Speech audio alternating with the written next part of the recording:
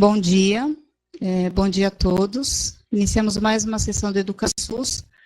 Hoje nós temos aí a honra de receber o Dr.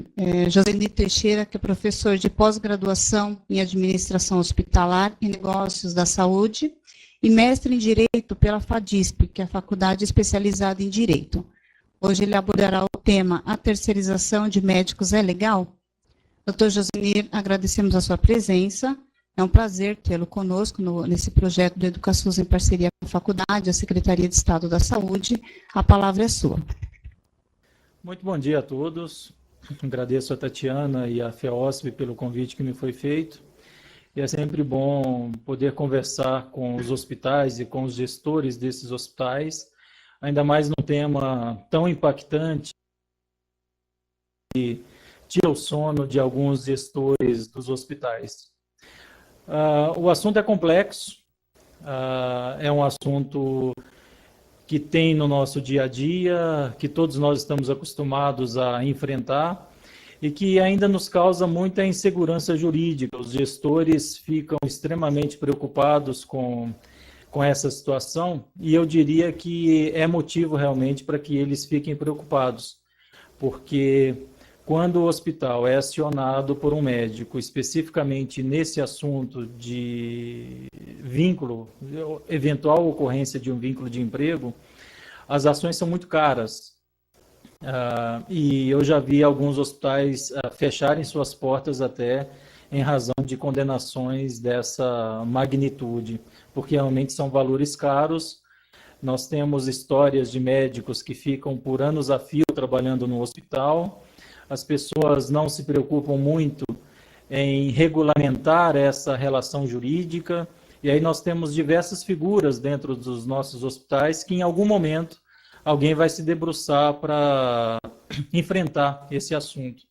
Então nós temos médicos que prestam serviços nos hospitais como autônomos, como sócios de pessoas jurídicas, como contratados de pessoas jurídicas que têm contrato com os hospitais, temos médicos autônomos, médicos cooperativados e temos em alguns locais também médicos seletistas. Isso é um pouco mais raro porque o custo de se ter um médico seletista hoje ele é muito alto. Não só o médico, mas todos os empregados em geral. Existem cálculos que informam que o custo de um empregado hoje é de 102%. Ou seja, se eu pago R$1.000 de salário hoje para um empregado registrado na Folha, o hospital vai gastar algo em torno de R$2.000 e poucos. Talvez um pouco menos naqueles hospitais filantrópicos que têm o SEBAS e são reconhecidos como imunes à cota patronal. Quando estes valores ou essa situação é transportada para o médico, e ele tem um salário alto, dependendo do lugar, o médico ganha hoje 15, 20 ou 30 mil reais como prestador de serviço por meio de uma pessoa jurídica.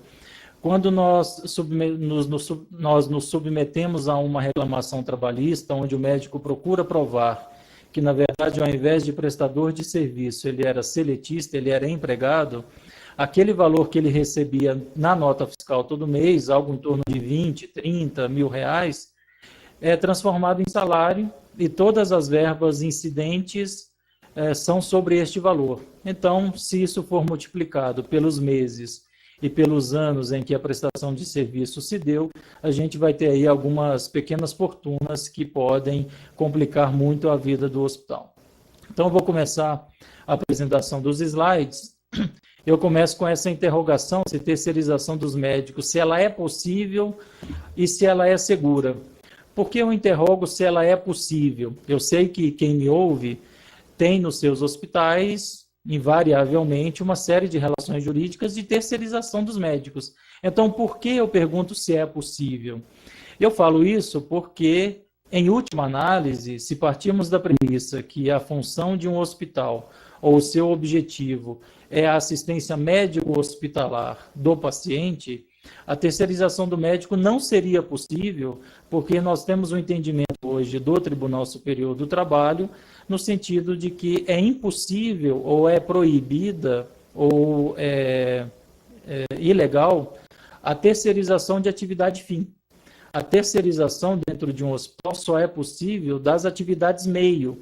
Por isso que nós terceirizamos sem problemas hoje a contabilidade, o faturamento, o departamento de pessoal, limpeza, vigilância, o próprio jurídico e mais uma série de outras atividades que são meio da atividade hospitalar e que é possível a sua terceirização. Se o tribunal entende que não é possível a terceirização da atividade fim, e nós entendemos que o hospital existe para prestar um serviço médico hospitalar, ou seja, um serviço de hotelaria, de atendimento, mas também um serviço médico, ninguém vai no hospital atrás de um atendimento de enfermagem. Invariavelmente as pessoas buscam o hospital atrás de um médico para que possa ser diagnosticado o que lhe acomete, para que a partir daí lhe sejam disponibilizadas ações e atos médicos. Então eu já começo com esta hipocrisia ou com esta insegurança jurídica que nós temos, porque, segundo o Tribunal Superior do Trabalho, e a gente vai ver no slide daqui a pouco, a terceirização da atividade fim é proibida. E, em última análise, o serviço médico é atividade fim também do hospital. Antes de entrar propriamente no assunto, eu queria falar sobre o direito do trabalho. O que é o direito do trabalho, onde está inserido o tema terceirização. Alguns que me ouvem e me veem devem conhecer esta figura que aparece no slide. Ele é Getúlio Vargas, e por que eu faço menção a ele? Porque a lei que rege as relações trabalhistas até hoje foi editada pelo Getúlio Vargas em 1943. Então, em 2011, apesar de todos os avanços que nós tivemos em todas as áreas, em todos os setores da sociedade, avanços nas relações sociais, avanço nas relações trabalhistas, nós ainda convivemos com uma legislação que é de 1943. Então, obviamente que em alguns momentos, a realidade do nosso dia a dia, das nossas práticas, das nossas evoluções, não vão se coadunar com uma regra escrita em 1943, porque a sociedade de 43 tinha um nível de exigência e um nível de comportamento e um nível de disponibilização de informação muito diferente da que tem hoje. Mas nós ainda temos que conviver com essa legislação que é de 1943, porque ao longo do tempo ela não foi totalmente reformada.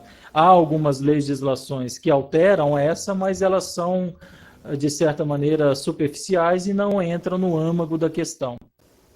Além dessa legislação de 1943, que é a CLT, a famosa CLT, Consolidação das Leis do Trabalho, que contém 922 artigos, então é muita regra jurídica a ser observada para que o hospital não incorra na prática de um ato que lhe traga no futuro uma condenação financeira.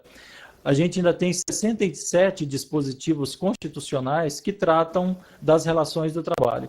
Além disso, 295 súmulas do TST, na verdade tem até mais, 145 súmulas do Supremo Tribunal Federal, 119 precedentes normativos, 28 orientações normativas do Tribunal, 193 artigos do Código Civil dizem respeito também a relações trabalhistas, 153 normas do Ministério do Trabalho, 114 normas do Ministério Público. Provavelmente nós temos até mais, porque quando eu fiz esse slide, já tem algum tempo e muito provavelmente essas instituições criaram outras normas. Então, só aí nós temos mais de 2.000 normas a serem observadas no dia a dia pelos nossos hospitais nas relações trabalhistas com os seus empregados e também com seus prestadores de serviço. Em que pese a relação com o prestador de serviço não ser uma relação trabalhista num primeiro momento, ela pode ter reflexos trabalhistas num segundo momento. Vejam que não é de hoje que busca-se a flexibilização dessas normas editadas desde 1943.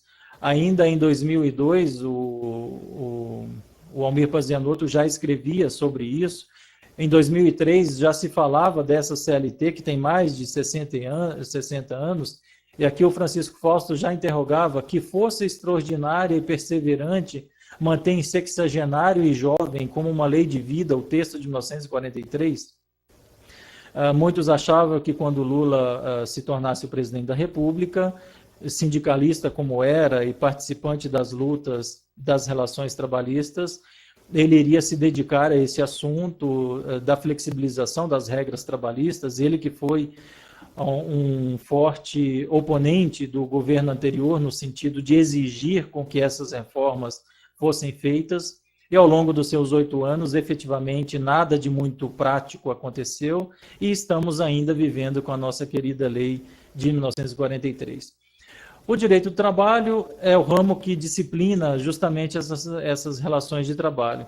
E dentre as funções do direito do trabalho, eu destaquei 2 aqui. Uma é proteger o trabalhador e a outra é dirimir controvérsias. Ou seja, aquele ditado que a empresa ou o hospital ou a entidade entra perdendo de 1-0 na ação trabalhista, ela é verdadeira.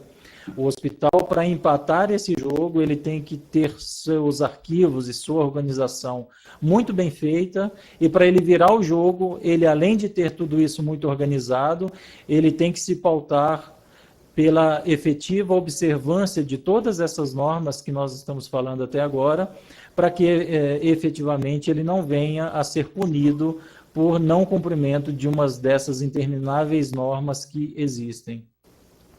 E eu quero dizer para vocês que não há lei sobre terceirização no Brasil. Apesar de fazermos isso no dia a dia dos nossos hospitais, contratarem empresas para prestarem diversos serviços para eles, inclusive médicos, nós não temos uma lei que fale sobre terceirização no Brasil. Apesar dessa prática existir pelo menos há mais de 50, 60 anos, que começou com a indústria automobilística. A história narra que as primeiras empresas que contrataram outras pessoas jurídicas para lhe prestar serviços que não eram a sua atividade fim foram as indústrias automobilísticas ali no ABC, São Bernardo, São Caetano, que contratavam empresas para fazerem as partes dos carros fora das suas dependências, e depois todas essas partes eram juntadas para que o automóvel efetivamente fosse entregue pronto. Então, apesar disso, nós não temos leis sobre terceirização no Brasil. Existe um outro decreto, que também é de 1942, que é a Lei de Introdução ao Código Civil, que prevê que, quando a lei for omissa, o juiz decidirá o caso de acordo com a analogia, os costumes e os princípios gerais de direito. E o princípio geral do direito é algo mais importante do que a própria lei, porque violar um princípio é muito mais grave do que transgredir uma regra. Os princípios constitucionais estão no topo de todo o ordenamento jurídico e representam uma fonte primária do direito, devendo a interpretação de todas as demais normas jurídicas ser feitas à sua luz. Ou seja, mesmo que um determinado artigo diga algo que vá de encontro ao que um princípio determina, vai prevalecer a interpretação do que diz o princípio. E para vocês terem ideia, existem alguns princípios gerais do direito, que são basicamente lealdade, boa-fé, não alegação da própria torpeza, efeito lícito do exercício regular do direito, a inalterabilidade dos contratos, se bem que a pacta sunt servanda já foi alterada ao longo do tempo pelos tribunais, a tipificação legal de ilícitos penais, dignidade da pessoa humana, não discriminação, proporcionalidade e razoabilidade.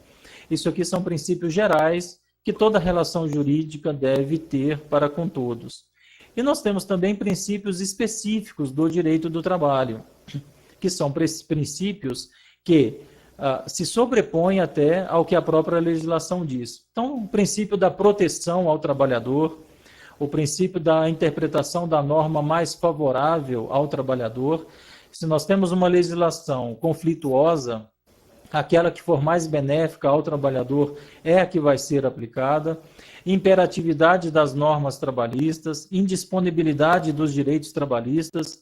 Se o empregado, por exemplo, quiser não gozar férias depois de 12 meses que ele trabalhou, ele não pode fazer isso, porque ele não tem a livre disposição deste direito que ele tem, porque entendeu-se que ele não pode, depois de 12 meses, não gozar férias.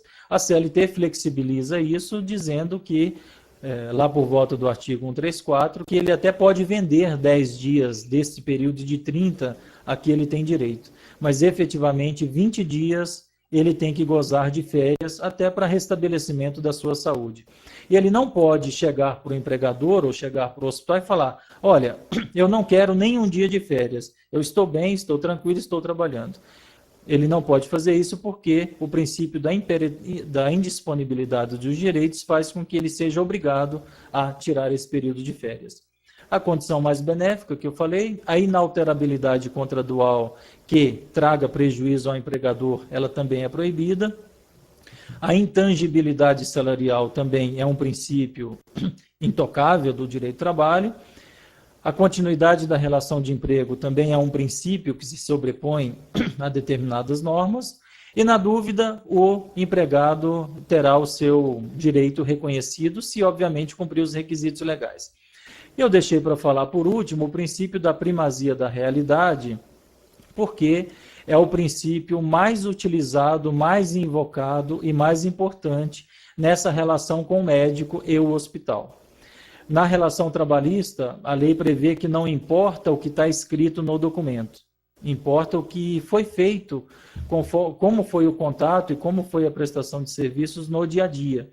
Então, se o hospital contratar uma pessoa, seja ela qual for, para lhe prestar serviços, não adianta ele escrever no contrato que aquela relação jurídica não terá vínculo empregatício, que aquela pessoa abre mão de ser contratado como empregado, porque o princípio da primazia da realidade vai nos levar à conclusão que os requisitos do artigo 3º da CLT estão presentes e também o princípio da indisponibilidade dos direitos trabalhistas.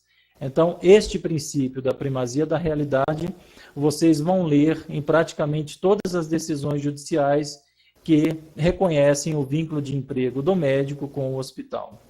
Apenas a título de curiosidade, o jornal aqui do ano passado trouxe a informação que o brasileiro é o segundo mais insatisfeito com salário e trabalho. Nós só perdemos, na verdade, para os japoneses, para o povo japonês, na verdade, que, conforme apontou uma pesquisa de uma empresa holandesa. Falta de sono é o principal motivo de estresse para o brasileiro, seguido por custos com saúde e perda de emprego. Então, o brasileiro está no top 5 aí da lista daqueles insatisfeitos com o trabalho. E uma outra pesquisa informa que por que as empresas demitem, motivo para a demissão de funcionários.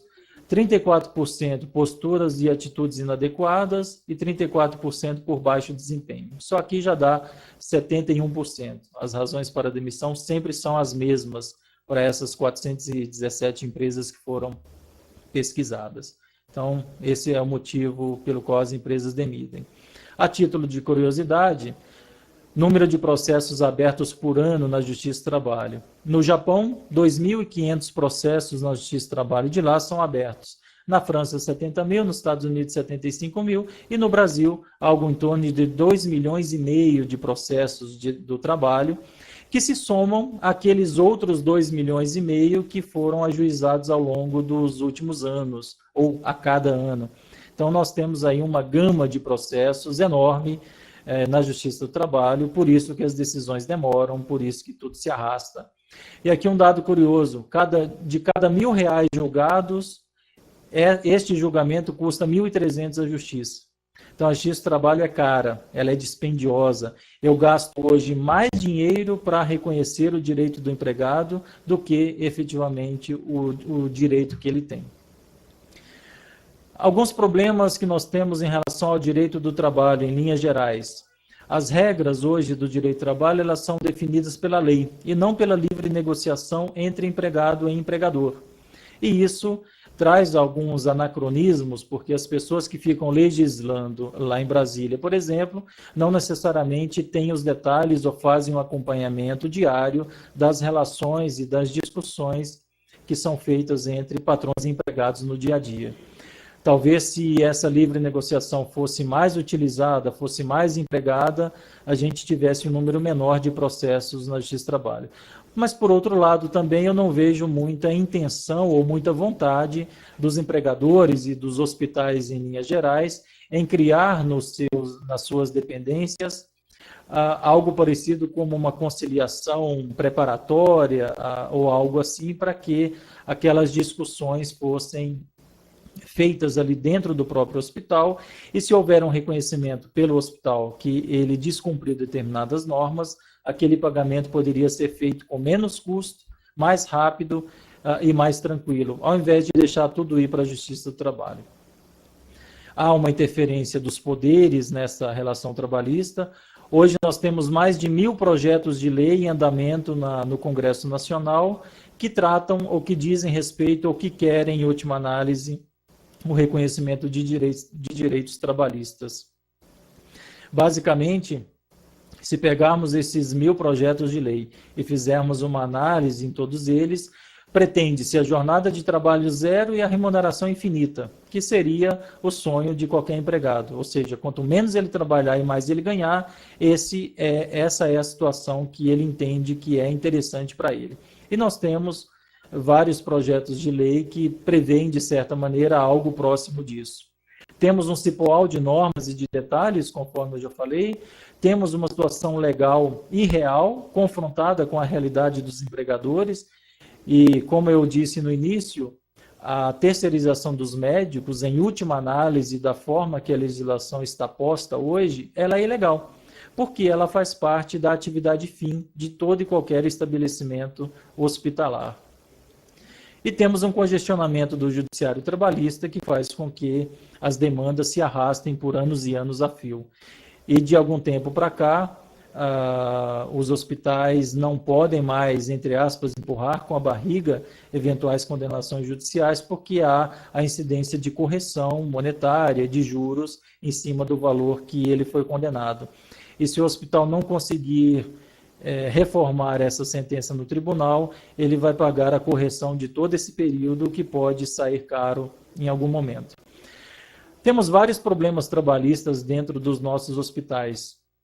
Temos principalmente voluntários, que alguns hospitais acabam contratando pessoas como voluntários, mas na verdade elas não são voluntários, elas cumprem normas, cumprem horários, cumprem jornadas de trabalho, e acabam recebendo por isso, o que vai de encontro ao que prevê a lei do voluntariado.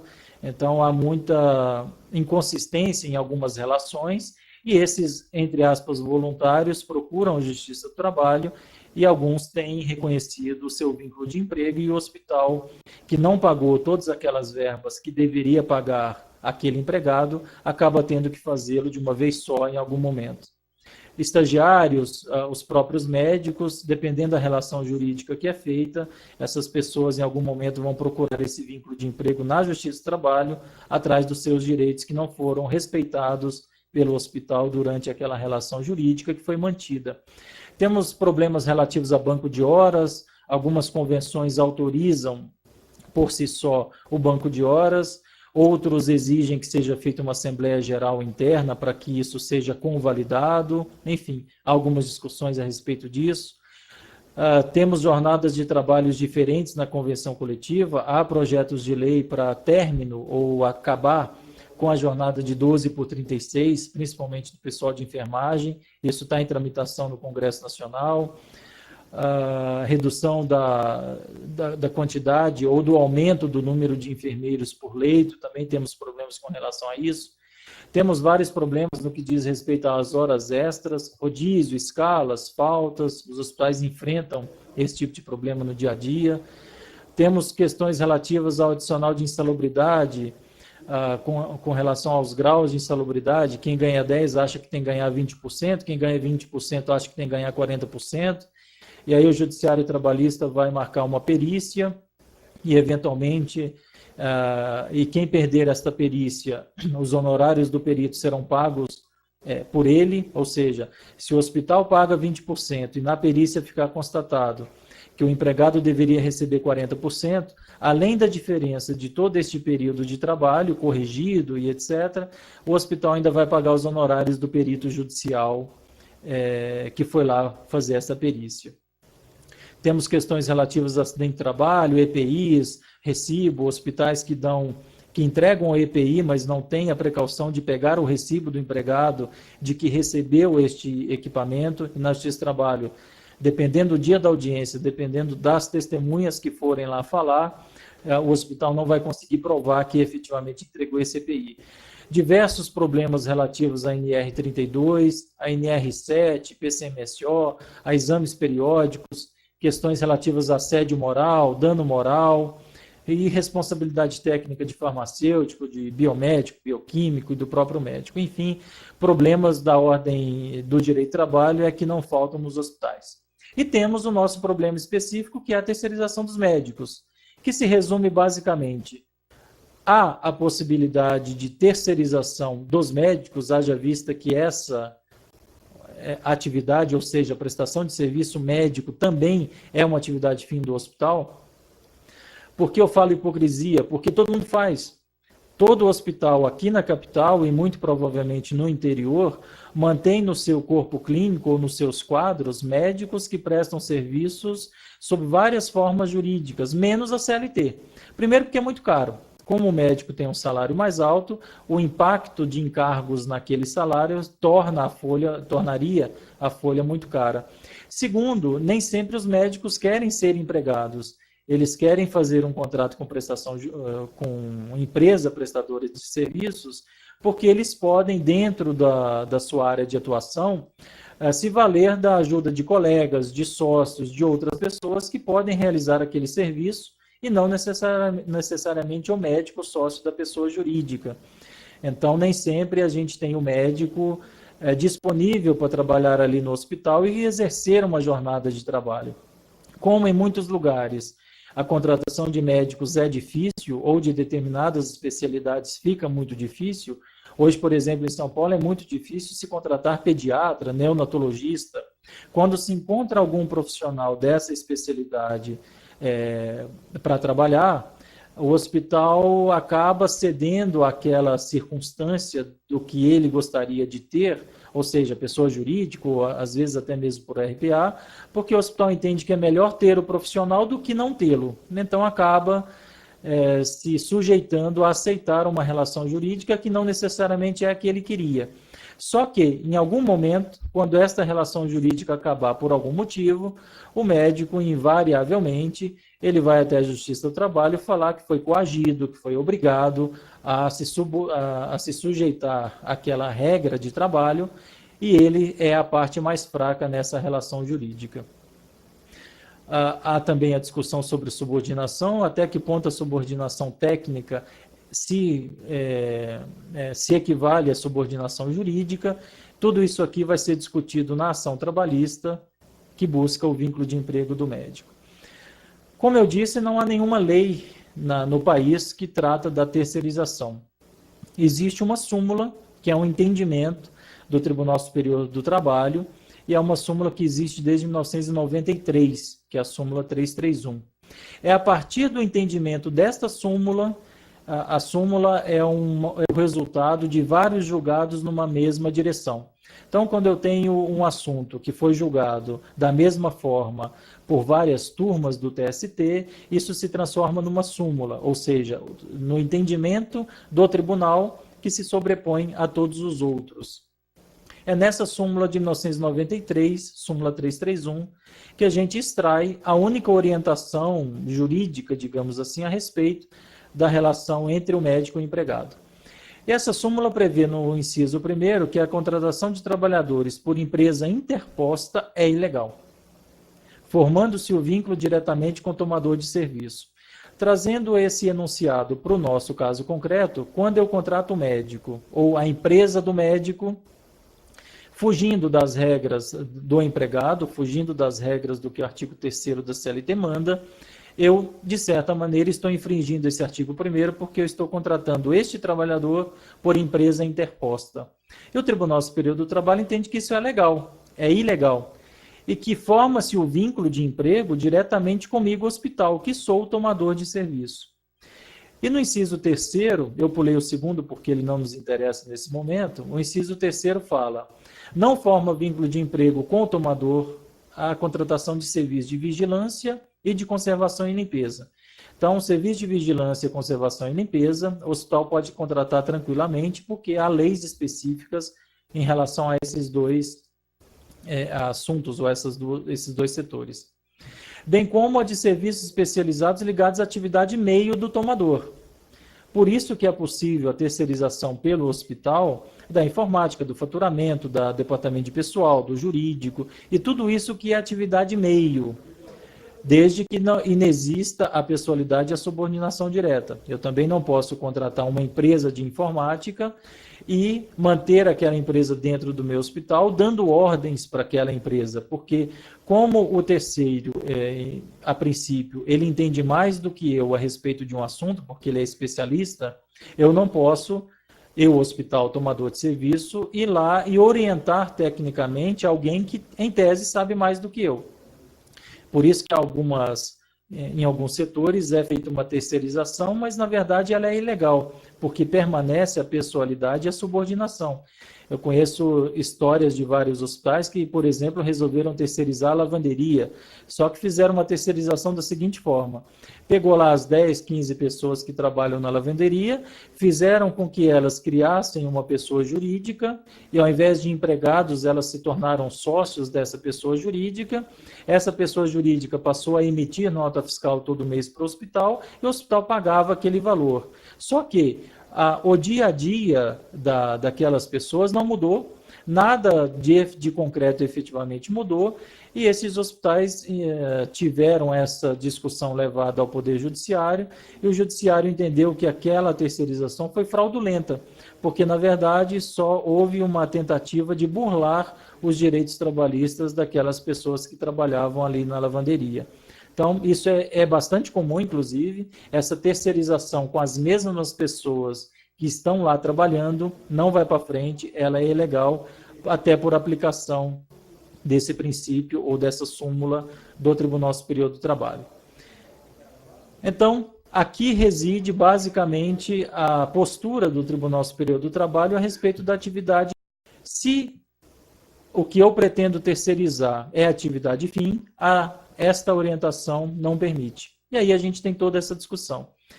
Esta súmula é de 1993, como eu disse, e antes dela, depois dela, todos os nossos hospitais praticamente trabalham com médicos terceirizados, entre aspas, por via cooperativa, via contrato de prestação de serviços com pessoa jurídica, via autonomia, emitindo RPA, e em algum momento, se essa discussão for levada ao judiciário, o hospital corre um sério risco de perder. E aí a gente fica numa corda bamba e numa insegurança jurídica total. Aqueles hospitais que ainda não tiveram nenhuma ação trabalhista se deram bem, digamos assim. Outros hospitais que também nunca tiveram, mas passaram a ter. E aí, quando os médicos veem que os seus colegas foram até a Judiciário Trabalhista e conseguiram algumas pequenas fortunas de indenização, eles se animam, ou o próprio advogado que funcionou como representante do médico anima os outros médicos, porque, dependendo da relação jurídica que era mantida, não é muito difícil perder esse tipo de processo. Eu escrevi um artigo, inclusive, sobre isso, porque o hospital não pode terceirizar o médico, onde eu abordo diversas questões do nosso dia a dia. Quem tiver interesse, esse artigo está disponível aqui no meu site, que é jteixeira.com.br. E o que eu falo nesse artigo? Primeiro, que há uma hipocrisia que reina na sociedade e no nosso dia a dia, porque como não temos uma lei, mas temos uma súmula que, de certa maneira, está funcionando como lei, porque os tribunais trabalhistas aplicam esse entendimento, até porque se o juiz de primeira instância entender diferente, à medida que for apresentado o recurso, quando chegar a Brasília, no Tribunal Superior do Trabalho, ele vai normatizar e formular e padronizar essa decisão. Então, mesmo que eu ganhe uma ação trabalhista promovida por um médico em primeira instância, eu corro um sério risco de perdê-la em segunda instância por aplicação da súmula 331. Claro que cada caso é um caso e as características ou os detalhes de cada caso é que vão dizer se eu vou perder ou ganhar aquele processo.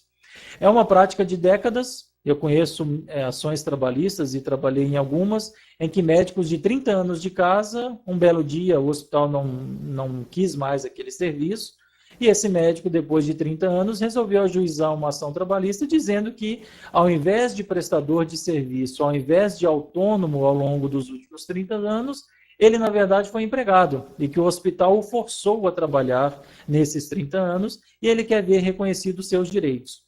Nós temos aí a prescrição, que faz com que somente os últimos 5 anos sejam punidos, mas o fundo de garantia, por exemplo, o prazo de prescrição dele é justamente de 30 anos. Então, corre-se um risco aí de o hospital, se perder um processo desse tipo, ter que recolher 30 anos de fundo de garantia atrasados, com multas e correções. Temos uma CLT que é atrasada, todo mundo discute o que está previsto nela, a Fiesp discute, os empresários discutem, mas enquanto uma lei nova não alterar essa lei antiga, ela continua vigorando e é ela que deve ser respeitada. Temos alguns juízes com uma visão míope dessa situação, que não necessariamente conhecem como se dá uma relação entre o hospital e o médico, e alguns hospitais têm culpa nisso, porque o advogado do hospital não expõe ao juiz ou não esclarece a ele como se dá essa relação, e se o juiz não é esclarecido, ele vai tirar uma convicção própria e, eventualmente, isso pode ser ruim para o hospital. E eu questiono também nesse artigo quem é o médico.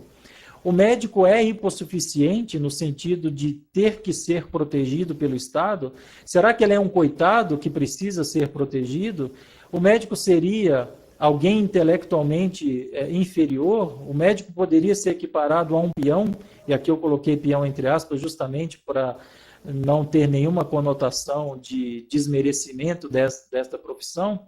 O médico é forçado, ele é obrigado a trabalhar ou assinar um contrato com a pessoa jurídica, ele é dissimulado, ou seja, ele fica mantendo uma relação jurídica por anos a fio, e quando essa relação jurídica acaba por um motivo ou outro, ele vai para o judiciário e fala que tudo aquilo que aconteceu ao longo dos últimos anos, na verdade ele foi coagido, ele foi obrigado e ele precisa ser protegido pelo Estado, porque ele é um coitado que foi explorado pelo capitalismo do hospital? Será que o médico pode ser equiparado a esse hipossuficiente que a CLT protege? Aquela pessoa que eventualmente não tem um nível superior e não tem condição de acesso à informação? A CLT diz que todo empregado é igual. Então, de certa maneira, e aí está uma das críticas da CLT, ela compara o analfabeto ou aquela pessoa que não tem acesso à informação ao médico, porque empregado é empregado. E as normas trabalhistas incidem sobre eles da mesmíssima forma. Os direitos são lembrados somente no momento em que acaba a relação jurídica. O médico, de certa maneira, dependendo das circunstâncias em que aquela relação jurídica foi encerrada, ele se vinga do hospital ajuizando a reclamação trabalhista, porque sabe que se ganhar aquele processo, além de um bom dinheiro que ele vai colocar no bolso, ele vai prejudicar o hospital. E eu conheço algumas ações trabalhistas que são justamente promovidas a partir disso.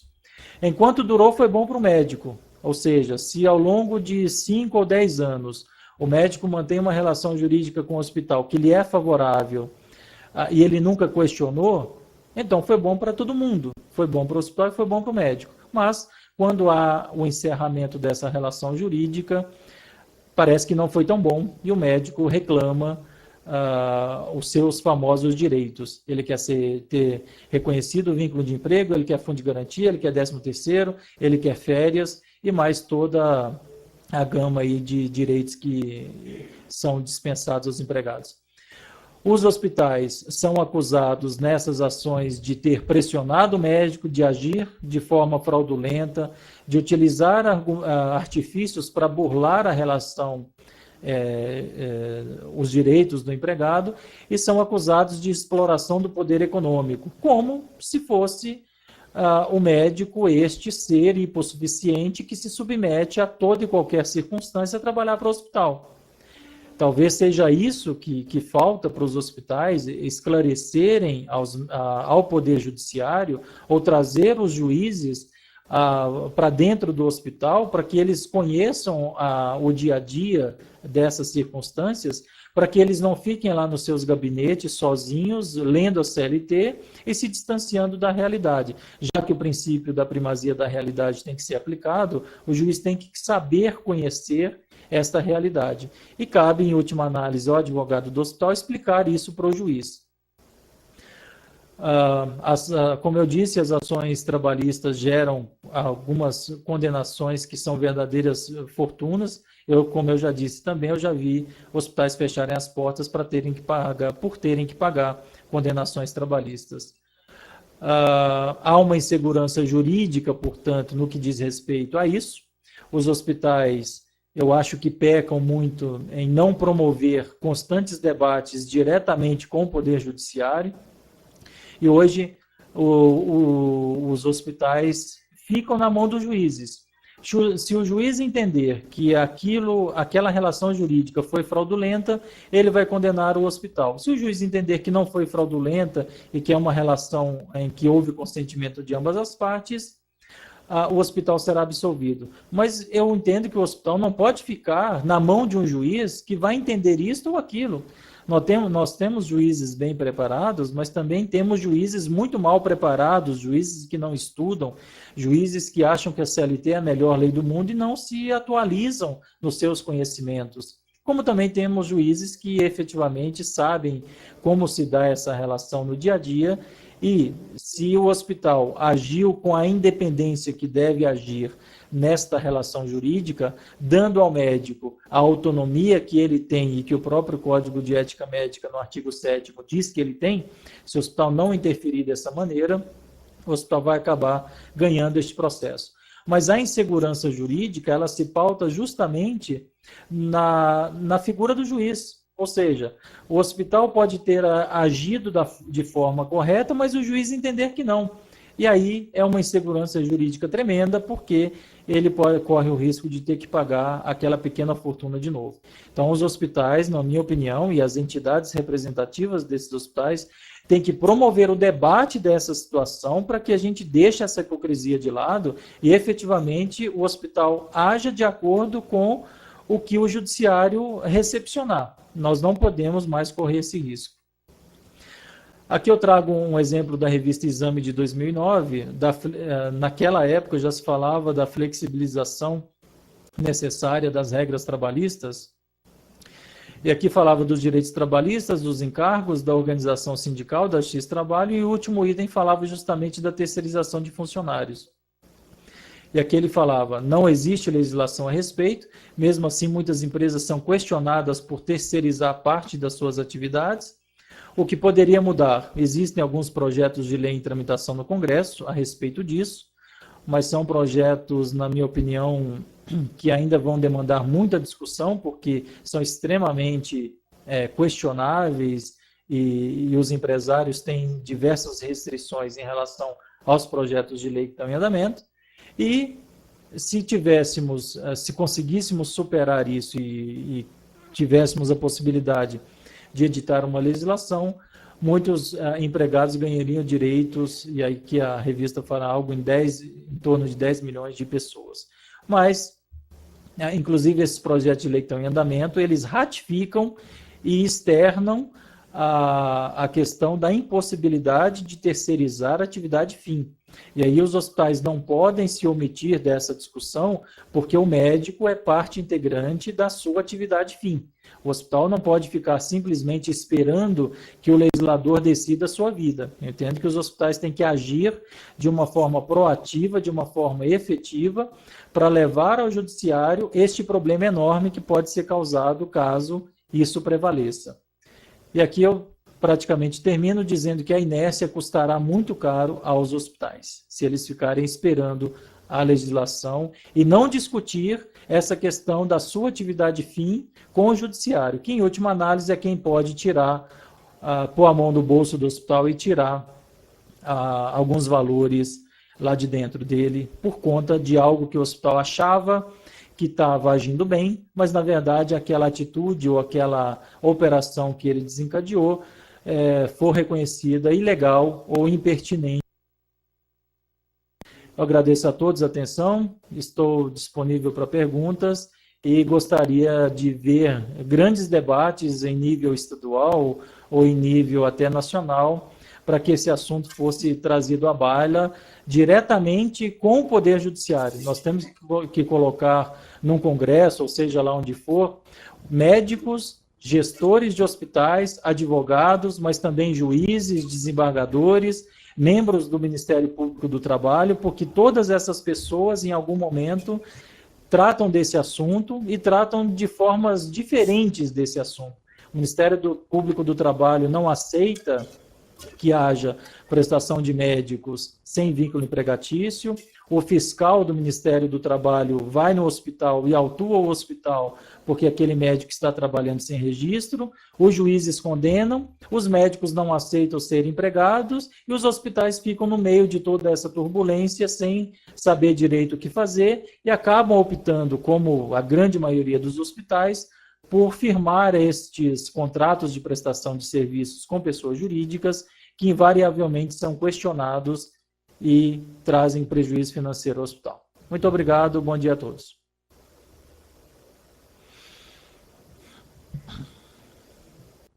Doutor Josenir, obrigada pela brilhante apresentação. E agora nós vamos abrir aos nossos hospitais aí presentes para que façam as suas perguntas, ok? Jaú, bom dia. Bom dia. Brilhante sua palestra, doutor, parabéns. E realmente é uma realidade que nós enfrentamos aqui no hospital e do médico, na maioria das vezes, se recusar a seguir a CLT, ser contratado. E nós nos demos de mãos atadas quando chega no judiciário para fazer uma contestação trabalhista e tentar mostrar para o juiz o que nós enfrentamos, a nossa realidade. Foi brilhante sua palestra, realmente, porque é realmente a nossa dificuldade, é o que nós passamos diariamente aqui. Obrigada. Doutor Josenir quer fazer alguma colocação lá para a Santa Casa de Jaú?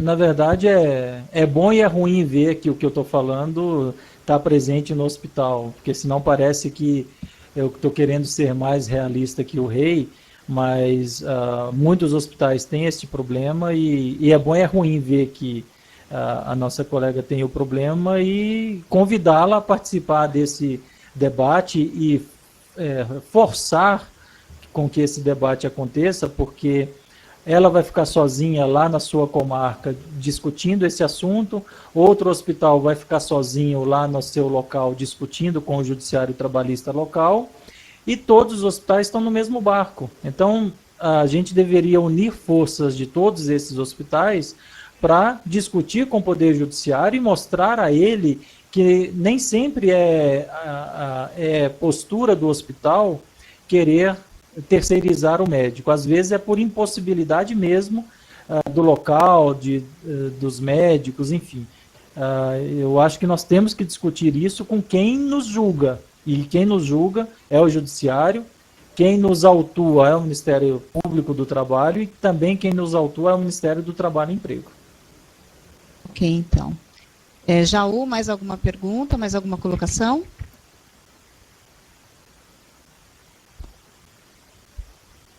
Não, mais nenhuma. Realmente é o que o doutor falou, né? Sozinho é difícil tentar mudar, mas se nós conseguirmos, né, uma movimentação através da FEOSP, através das representações dos hospitais, acredito que haja a possibilidade da mudança, né? Mas realmente sozinho a gente bate, complicado você querer mudar uma decisão de um juiz e às vezes quando se consegue em primeira instância, que conhece o trabalho que é realizado aqui pela Santa Casa, em segunda instância realmente nós não temos sucesso nesses processos, mas realmente é o que realmente o doutor colocou, não tem mais nenhuma colocação. Muito obrigada, até logo. Obrigada, então, Jaú. Passamos agora à Santa Casa de Lorena. Alô, eu queria fazer uma pergunta que eu ouvi de uma São Paulo, dizia o seguinte, que não há lei que rege terceirização. Há somente um enunciado que fornece as diretrizes. Isso é real? Isso é verdadeiro? Sim, é real. Foi o que eu afirmei. Não há lei que trata de terceirização em linhas gerais. Nós temos algumas leis que falam da terceirização da vigilância e do serviço de conservação e limpeza e da contratação de temporários, por exemplo. Para isso nós temos leis específicas. Mas uma lei geral que trate da terceirização nós não temos. Como eu disse, há vários projetos de lei em andamento no Congresso, mas que ainda não se transformaram em lei. E todas as decisões que o Poder Judiciário toma hoje tem como base esta súmula 331 de 1993 do Tribunal Superior do Trabalho. Obrigado.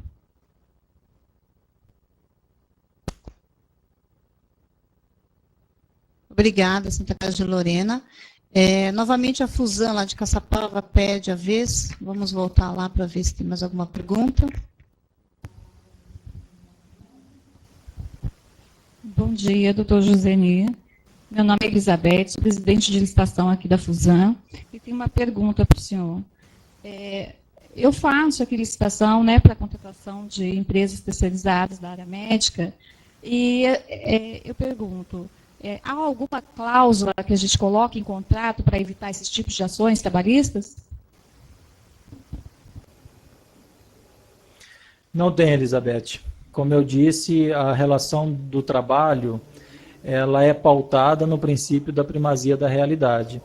Então, por mais que eu faça um contrato gigantesco, onde eu escreva que o médico não quer ser empregado, que o hospital não vai registrá-lo, essa cláusula, se levada à discussão no Poder Judiciário, ela será declarada nula pelo Judiciário Trabalhista. Não tem nada que você possa escrever no contrato que te assegure que você não terá esse risco. Ok, obrigado. Obrigada, Elizabeth. Passamos, então, Santa Casa de Marília. Bom dia, meu nome é Otávio, sou contador aqui da Santa Casa de Marília.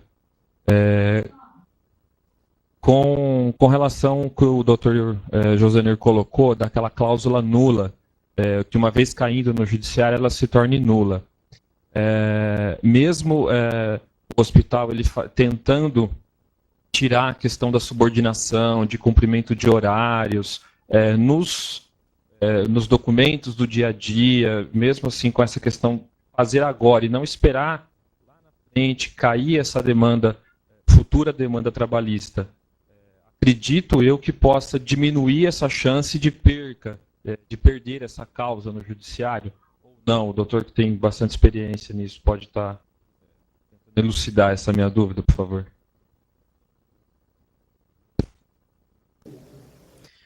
Oi, na verdade a sua pergunta ela tem ela tem que ser dividida. Primeiro, escrever no contrato uma cláusula dizendo que aquela relação jurídica não tem vínculo empregatício, isso não adianta, porque, como eu disse, é o princípio da primazia da realidade que se aplica nas relações jurídicas entre pessoas. Então, não adianta fazer uma cláusula enorme, com uma redação ampla, para dizer ou para tentar eliminar o risco de uma ação trabalhista. Ponto. Outra coisa, e você falou bem, é a prevenção.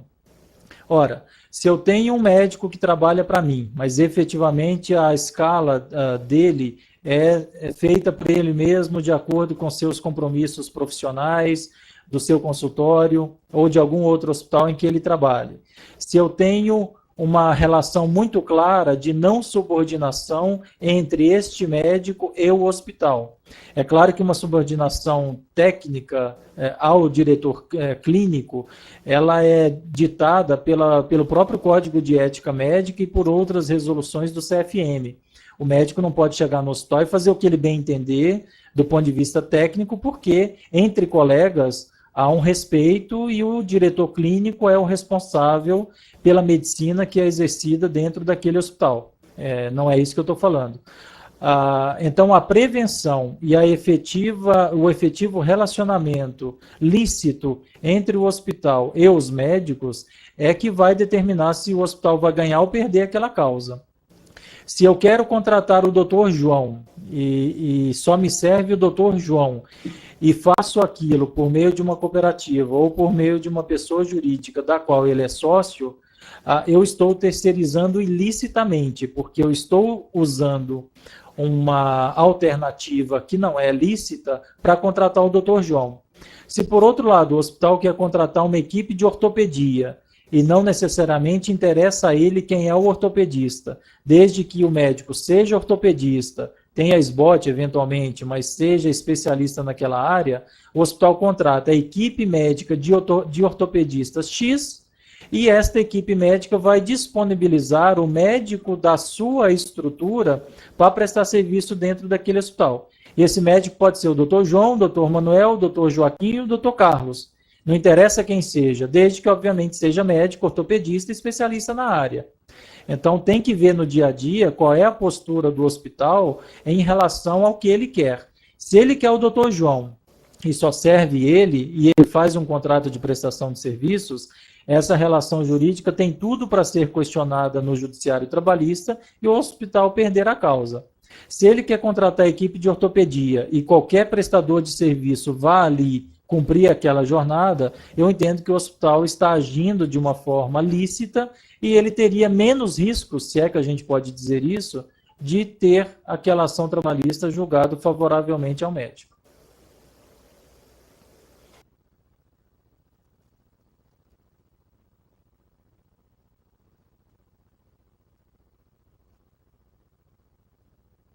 Agradeço pela dica e pelas dicas que realmente que o doutor colocou. Acho que a palestra foi muito bem ministrada. Acho que só cabe realmente a gente ressaltar essa blindagem, se podemos assim dizer, essa precaução, mesmo para tentar realmente diminuir a chance de uma demanda trabalhista futura. A gente agradecemos aí a nossa participação. Obrigado. Obrigada, Santa Casa de Marília. Nós passamos agora, o doutor Josenir, todos os nossos hospitais presentes, né? E eu quero aproveitar, então, e fazer uma pergunta, né, se cabe. Então, a contratação de médicos para o hospital público burla, de alguma forma, o concurso público desses médicos, ou não? Oi, Tatiana. Não sei se eu entendi bem, porque o hospital público gerido diretamente pela administração pública, ele só pode contratar via concurso público. O hospital público gerido por uma entidade privada, como é o caso das organizações sociais, por exemplo, como as organizações sociais não são agentes da administração pública, elas são pessoas jurídicas de direito privado, elas não precisariam realizar concurso público, e não precisam, e não fazem, elas podem contratar tanto como seletistas, como prestadores de serviço, dependendo da linha de administração que cada entidade seguir. Agora, eu acho que a contratação do médico pelo hospital de administração direta, como pessoa jurídica, em algum momento ela também pode ser questionada no judiciário, porque a lei discrimina ou não separa quem contrata. A lei protege o trabalhador, independente da relação jurídica. Esta súmula 331 do Tribunal Superior do Trabalho, ela teve uma alteração recente, agora em junho, ou em maio, acho que foi em junho, tem menos de um mês, onde ela incluiu que quando um prestador de serviço presta serviços para um ente político ou um órgão público, não se forma o vínculo de emprego com o órgão público, porque no Brasil só pode se tornar funcionário público quem é admitido em concurso. Mas a própria súmula diz que, apesar de não ter o vínculo de emprego, cabe ao órgão público pagar a condenação determinada pelo judiciário. E a alteração de um mês atrás diz que o órgão público somente pagará essa condenação se ficar comprovado que o órgão público agiu com culpa, ou seja, que não acompanhou o dia a dia e que deixou que aquela situação acontecesse. Como, em última análise, se isso acontecer, é fato que há uma culpa invigilando, no mínimo, ou seja, o órgão público pecou ao não acompanhar dia a dia como é que se dava aquilo, acho que ele vai pagar a condenação, mesmo que não tenha havido o reconhecimento do vínculo de emprego, porque isso não é possível, mas há a determinação do pagamento da indenização em dinheiro, e o órgão público vai ser condenado em relação a isso. Agradecemos a sua presença e a brilhante apresentação. Foi um prazer tê-lo conosco, tá ok? Obrigada. Um bom dia a todos. Obrigada.